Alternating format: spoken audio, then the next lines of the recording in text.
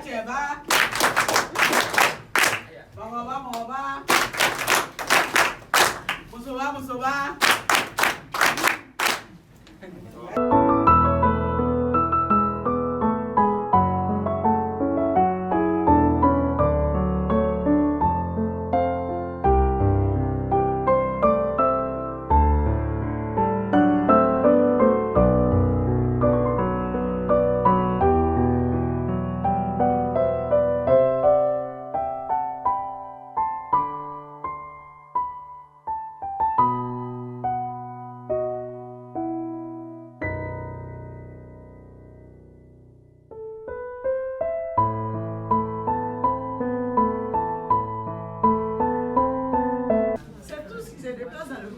Donc il faut savoir leur parler. Non, tu peux t'adosser. Il faut savoir leur parler, il faut savoir, parce que c'est ça aussi l'officier de police.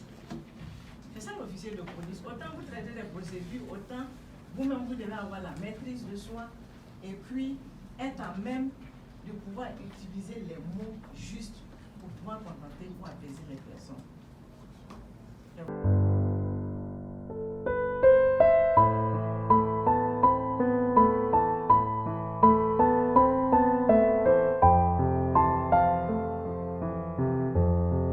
Francs, 100 000 francs la fille, vous payez, vous souffrez et vous payez. Elle souffre dans sa chair et puis ses parents sont obligés de payer. Et s'ils ne payent pas, parce que la fille ne va pas, n'aura pas d'opportunité culturelle. Voici des choses, il faut dire clairement, plus jamais ça.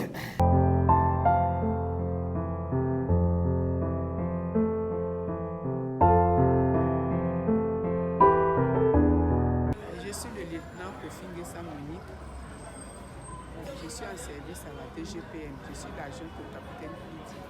Ce séminaire est la bienvenue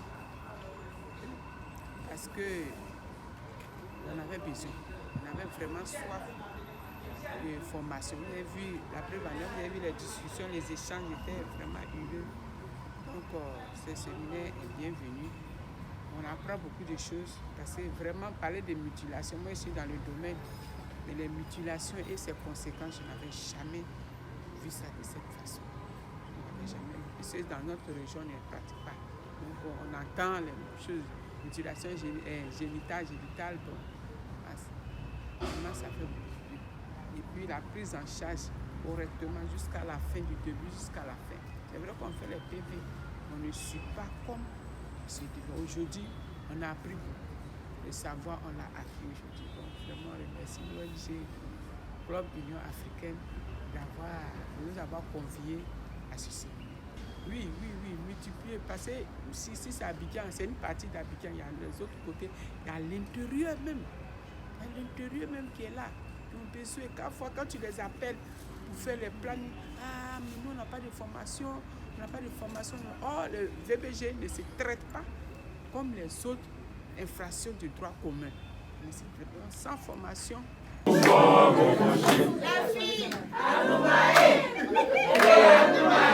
Je suis capitaine Taillé Angenor. Je suis le point focal VBG du commissariat du 32e arrondissement à Bobo-Avocatier. Je suis ici pour le renforcement des capacités en matière de lutte contre les VBG.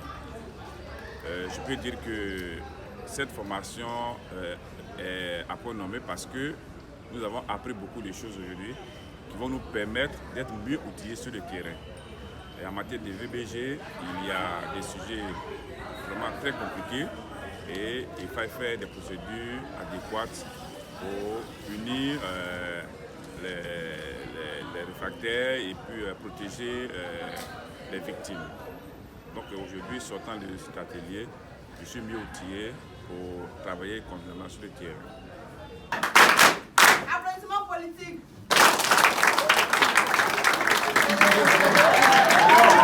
Je suis le capitaine de police Pidi Agnivi Hortense, experte en violence basée sur le genre et coordonnatrice genre de la police nationale. La prise en charge multisectorielle des cas de VBG sous-entend que plusieurs acteurs interviennent dans la chaîne de la prise en charge. Et dans cette prise en charge, nous avons le système des Nations Unies, nous avons les acteurs publics, les acteurs privés, les confessions religieuses, les associations de jeunes, de femmes et les établissements scolaires qui interviennent dans la chaîne de la prise en charge. Et donc, quand il y a un cas de VBG signalé, c'est selon la porte d'entrée. Si c'est au niveau de la police, par exemple, si le policier reçoit en premier la personne survivante de VBG, va mieux l'accueillir selon la charte d'accueil de la police nationale à son article 5, de recevoir en urgence les personnes victimes de VBG et des personnes en extrême détresse. Donc, va l'accueillir dans un cadre adapté. Ils sont soit les bureaux d'accueil, ou bien un bureau dédié à cela. Et ensuite, va l'écouter. Quand la personne, le policier l'écoute, va déterminer les besoins. C'est au cours de l'écoute qu'on peut déterminer de quel type de prise en charge adaptée à son cas. Donc, en fonction de ce besoin, selon, par exemple, les cas, s'il s'agit d'un viol, la personne va référer, c'est-à-dire conduire cette personne qui a été victime de viol à un médecin. Parce que l'urgence, c'est de préserver l'état de santé des personnes survivantes de VBG et de sécuriser les enfants. Donc, conduire cette personne en urgence à l'hôpital pour sa prise en charge, pour que le médecin pose les actes de procédure et bien sûr émettre une réquisition pour demander les informations nécessaires à la procédure.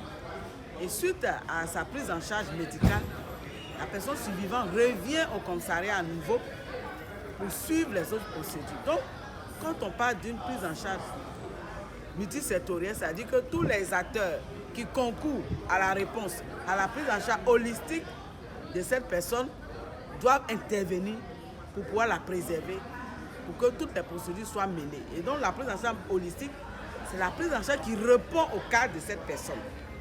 C'est-à-dire que ce qui est nécessaire, utile à ce moment-là, c'est ce qui lui est fait. C'est cette prise en charge qui est faite et ensuite les autres procédures suivent son cours. Aujourd'hui, nous disons à la population que la police est à leur service et elle a été toujours à leur service. Nous protégeons les personnes et leurs biens. Et en matière de VBG, nous demandons à la population que nous avons des points focaux, des personnes ressources désignées dans tous les commissariats, qu'il y ait un bureau construit ou pas, qui traite de ces affaires. Et que la population, une personne qui est témoin ou victime d'un cas de violence basée sur le genre, se rende directement dans le commissariat le plus proche.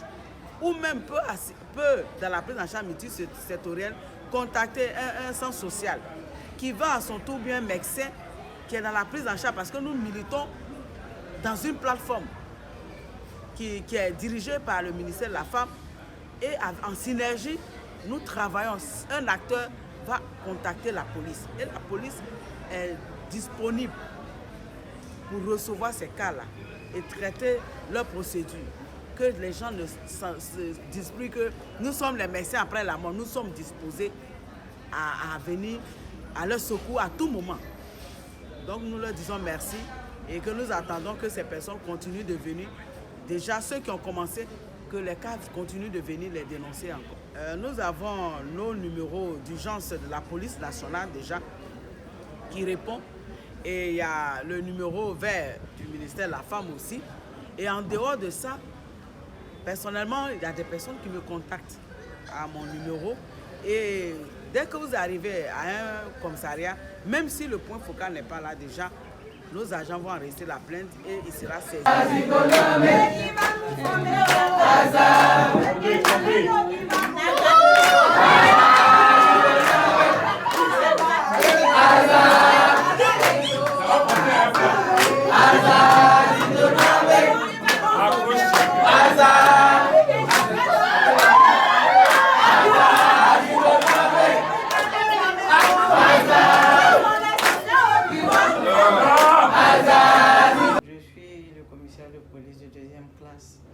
Ouattara Germaine, chargée d'études au ministère de l'Intérieur et de la Sécurité et formatrice en violence basée sur le. La police aujourd'hui est au service de la population. Et l'une des missions premières du policier, c'est la protection des biens et des personnes. Donc le policier a obligation de protéger et d'aider les victimes de violences basées sur le genre. Le genre, en fait, la définition simple que je leur donne, c'est la quête de justice sociale. Et maintenant, les violences basées sur le genre, c'est tout acte perpétré sur une personne contre son gré et qui, en fait, viole cette justice-là. Voilà. Cette justice sociale-là. C'est en fait ça, les violences basées sur le genre. La procédure est simple. Hein. Toute personne victime de violences basées sur le genre se rend à un poste de police où elle est reçue d'abord par le chef de poste. Reçue par le chef de poste, il peut la référer au point focal genre, si le point focal genre est présent, ou à l'officier de permanence. Et ce dernier se doit d'informer le procureur de la République, qui est le directeur en fait de la procédure. Avant même d'informer le procureur, le chef de service aussi doit être informé. Et la plainte est enregistrée. Une fois que la plainte est enregistrée et le dossier attribué à un officier de police, généralement s'il existe un point focal genre dans le commissariat, le dossier lui est attribué et il commence maintenant à poser tous les actes de procédure. Mais il peut arriver aussi où après l'enregistrement de la plainte, il y a des actes de procédure à poser sur le champ. Et ça, en principe, c'est du ressort de l'officier de permanence, puisque la procédure, c'est une continuité.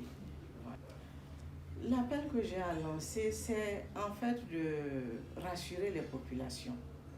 Nous sommes à leur service et il ne faudrait pas que la population hésite, à venir vers nous, pour dénoncer d'abord les cas de violence basée sur le genre ou pour dénoncer toute autre infraction. Voilà, pas seulement les violences basées sur le genre, mais toute autre infraction. Nous sommes à leur service et nous sommes là pour les aider. En nous aidant, je crois que le taux d'infraction lié aux violences basées sur le genre va considérablement baisser. C'est vrai qu'aujourd'hui, la population participe, mais nous trouvons qu'il y a encore à faire.